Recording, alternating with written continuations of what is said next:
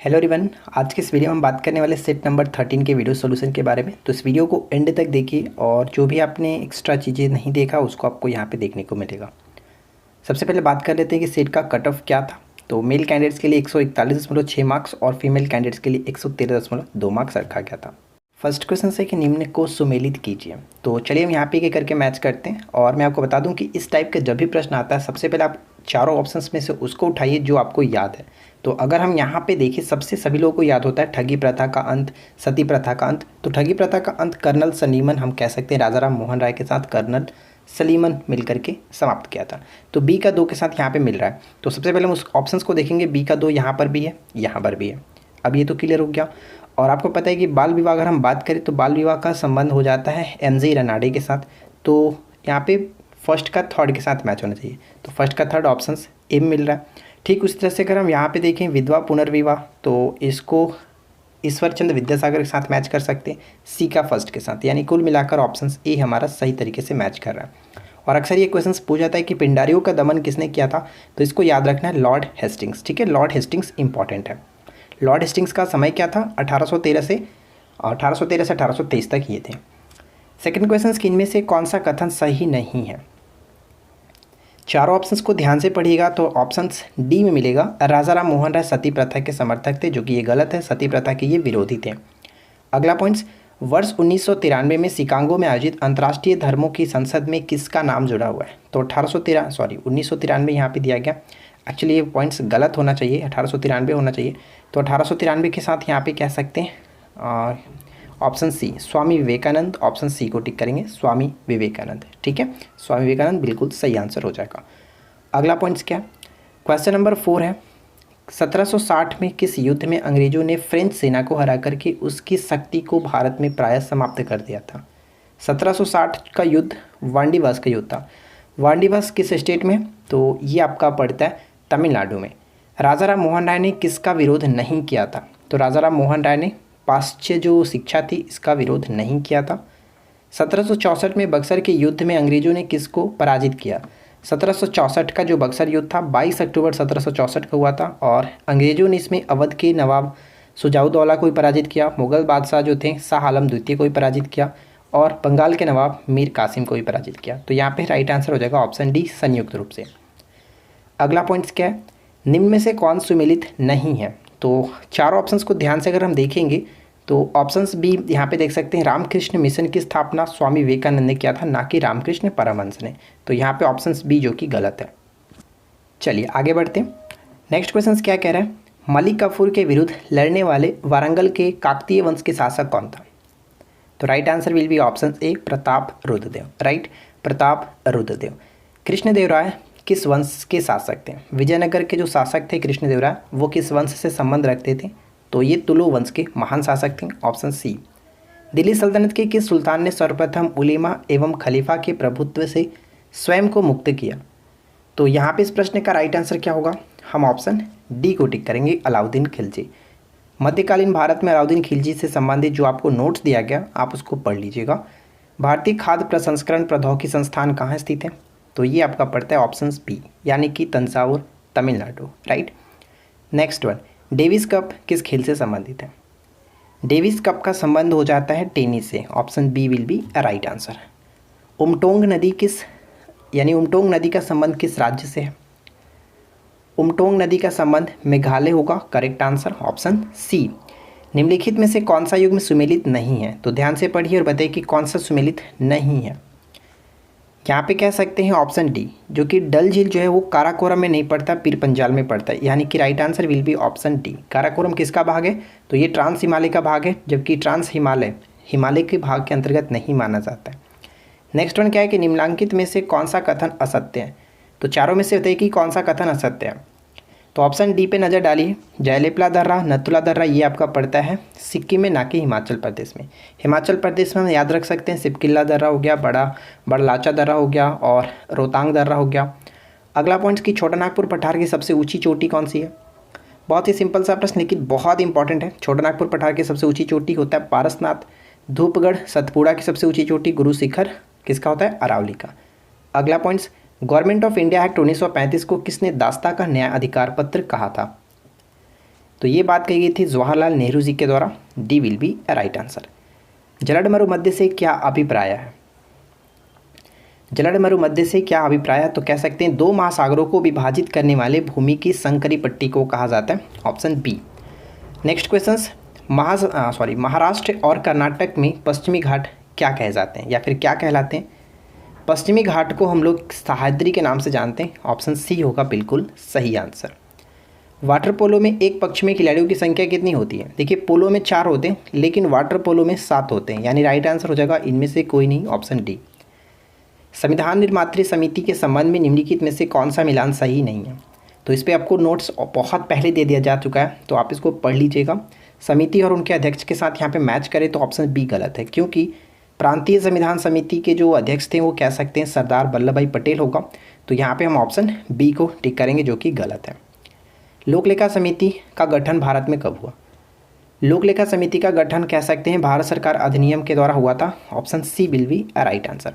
लोक लेखा समिति में टोटल कितने सदस्य होते हैं? 22 सदस्य होते हैं, जो कि 15 सदस्य लोकसभा से और 7 सदस्य राज्यसभा से। विश्व का सबसे ऊंचा ज्वालामुखी पर्वत कौन सा है?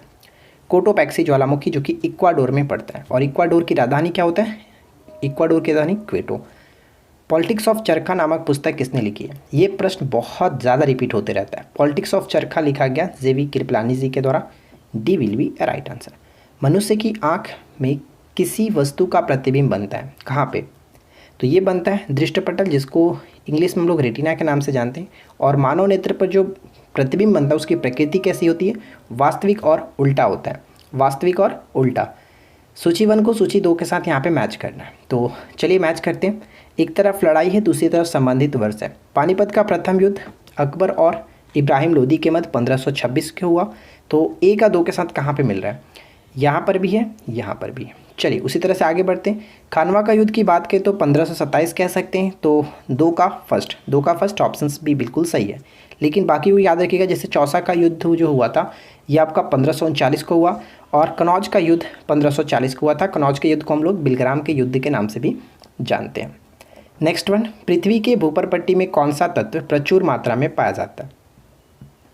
पृथ्वी के भूपर पट्टी में कौन सा तत्व प्रचुर मात्रा में पाया जाता है? तो राइट आंसर हम यहाँ पे कह सकते हैं ऑप्शन क्या होगा? सी, यानी कि तत्व aluminium. Aluminium is the right answer. Dynamo एक युक्ति है जो परिवर्तित करता है।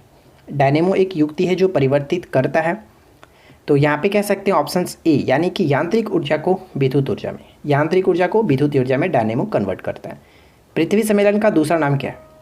पृथ्वी सम्मेलन को दूसरा नाम हम कह सकते हैं रियो सम्मेलन। ये हुआ कब था? 1972, ठीक है, 1972 याद रखेंगे। बोरी वन्यजीव अभ्यारण्य किस प्रदेश में स्थित है? बोरी वन्यजीव अभ्यारण्य का संबंध हो जाता है किस स्टेट से? तो मध्य प्रदेश, ऑप्शन ए मध्य प्रदेश। निम्नलिखित में से भारत सरकार अधिनियम 1935 की मुख्य विशेषता में से नहीं थी, क्या होगा राइट आंसर? तो यहाँ पे कह सकते हैं अवशिष्ट विषय प्रांतीय विधायिकाओं को आवंटित किए गए थे, ये इसके संबंध में नहीं था। ऑप्शन हम बी को टिक करेंगे जो कि ये गलत है। चलिए आगे बढ़ते हैं।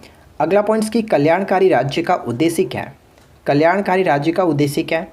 तो अधिकतम संख्या का अधिकतम कल्याण सुनिश्चित करना, अधिकतम संख्या में अधिकतम कल्याण सुनिश्चित करना, ऑप्शन ए। निम्नलिखित में से किस वाद में उच्चतम न्यायालय प्रस्तुत की कि उद्देशिका संविधान का भाग है? किस वाद में? तो ये बात कह सकते हैं मुंबई बनाम union of India, option C. संसद के किस सदन को प्रतिनिधि सभा कहा जाता है?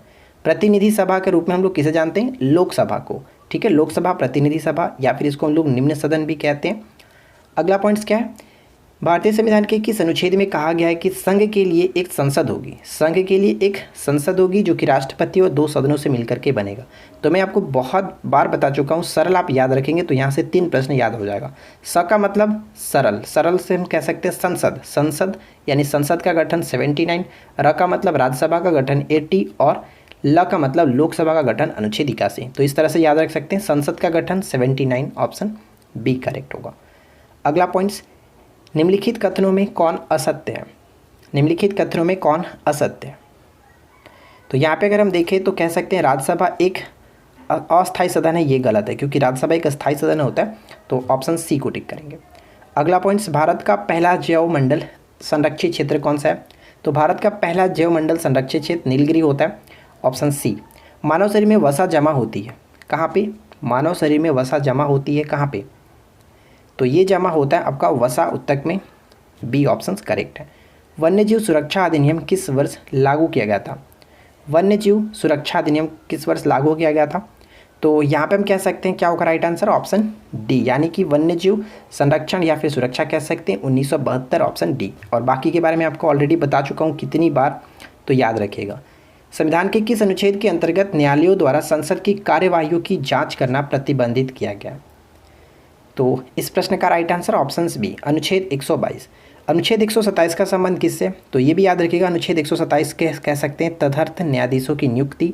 अनुच्छेद 126 का संबंध हो जाता है कार्यकारी मुख्य न्यायमूर्ति की नियुक्ति। और अनुच्छेद 139 का संबंध की कुछ रिट निकालने की शक्तियों का उच्चतम न्यायालय को प्रदत्त किया जाना। अगला पॉइंट कि भारत और श्रीलंका के मध्य विवाद किस द्वीप को लेकर के था? था का मतलब हो गया 1976 तक ये दोनों विवाद थे। किस द्वीप को लेकर? कच्ची तीवु द्वीप, ठीक है, कच्छ तीवु द्वीप को लेकर के भारत और श्रीलंका के मध्य विवाद था। निम्नलिखित में से ड्रैकन्सबर्ग पर्वत कहाँ स्थित है? ड्रैकन्सबर्ग पर्वत का संबंध हो जाता है दक्षिण अफ्रीका में। Option A. अकबर ने सम्राट बनने पर बैरम खां को कौन सी उपाधि दी थी? बैरम खान को कौन सी उपाधि दी थी? खान ए खाना की उपाधि दिया था। Option B. अगला पॉइंट्स, भंडारी समिति ने किसके संबंध में अपनी सिफारिशें प्रस्तुत की थी? भंडारी समिति का संबंध किससे हो जाता है? क्षेत्रीय ग्रामीण बैंकों की पुनर्संरचना। C will be right answer. Bharat में पहली स्वर्ण रिफाइनरी कहाँ स्थापित की गई थी? भारत में पहली स्वर्ण रिफाइनरी कहाँ स्थापित की गई थी? सिरपुर करेक्ट होगा, ऑप्शन सी सिरपुर। सिरपुर कहाँ पे पड़ता है? तो ये आपका महाराष्ट्र में, महाराष्ट्र के धुले जिले में पड़ता है, ये भी याद रखिएगा। क्षेत्रीय परिषद के संबंध में निम्नलिखित कथनों पर विचार करें। क्षेत्रीय परिषद, तो यहाँ पे कह सकते हैं तीनों के तीनों पॉइंट्स बिल्कुल सही होगा। क्षेत्रीय परिषद के संबंधित प्रबंध का प्रावधान राज्य पुनर्गठन अधिनियम 1956 में किया गया था। भारत में अब कुल 5 क्षेत्रीय परिषद, जैसे कि 5 क्षेत्रीय परिषद है और एक आपका पूर्वोत्तर में हो जाता है, टोटल मिलाकर के 6 कह सकते हैं।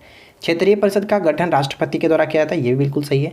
और क्षेत्रीय परिषद के जो अध्यक्ष होते हैं वो केंद्रीय गृह मंत्री होते हैं, ठीक है। तो यहाँ पे कह सकते हैं ऑप्शन डी करेक्ट होगा, 1, 2, 3।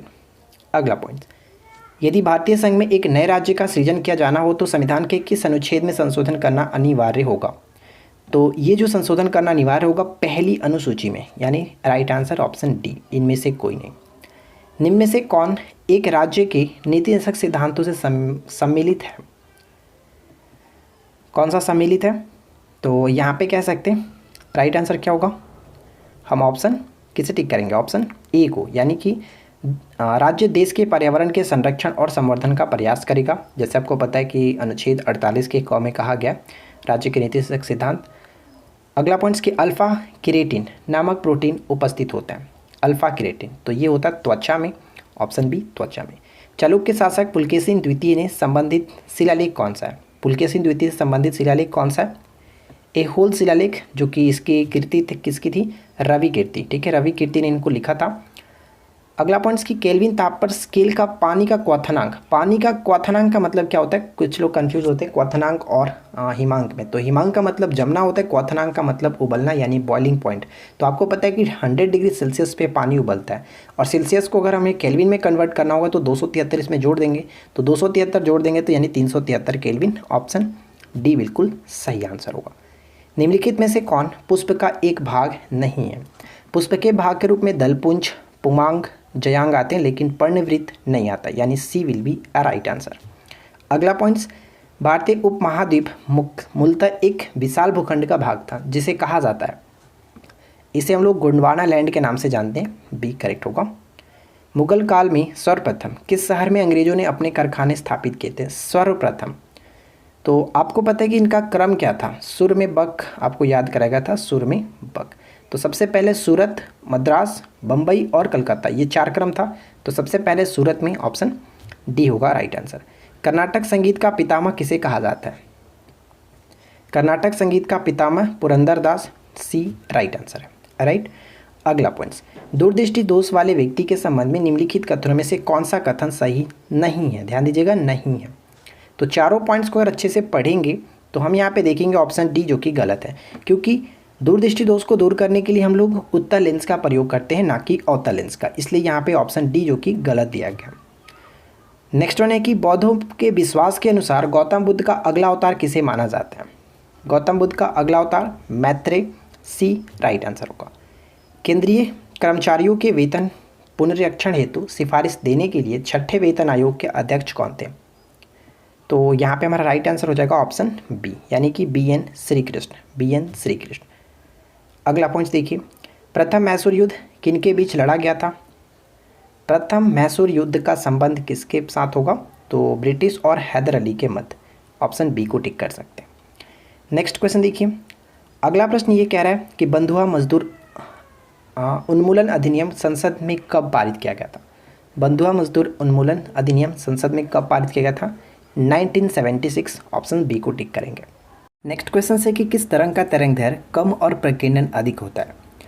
तो ध्यान दीजिएगा, जिसका तरंगदैर्घ्य सबसे कम होगा उसका प्रकीर्णन सबसे ज़्यादा होता है, और जो भी रंग सबसे ज़्यादा विचलित होता है उसका प्रकीर्णन सबसे अधिक होगा, तरंगदैर्घ्य सबसे कम होगा। तो राइट आंसर क्या होगा? ऑप्शन ए, यानी कि बैंगनी।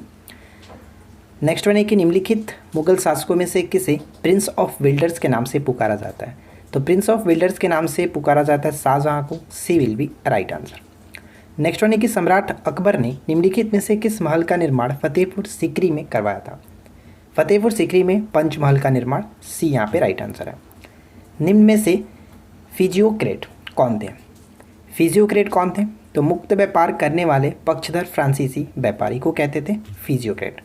अर्कू घाटी किस राज्य में स्थित है? अर्कू घाटी का संबंध आंध्र प्रदेश से, सही होगा, ऑप्शन ई। नेक्स्ट वन देखिए, भारत के प्रधानमंत्री के विषय में निम्नलिखित में से कौन सा कथन सही है? तो यहाँ पे अगर चारों ऑप्शंस को ध्यान से पढ़ेंगे तो ऑप्शन डी करेक्ट होगा। प्रधानमंत्री मंत्रिपरिषद का वास्तविक नेता होता है, ऑप्शन डी को टिक कर सकते हैं। अगला पॉइंट कि किस वायसराय के शासन में पहला उद्योगशाला अधिनियम पारित किया गया था?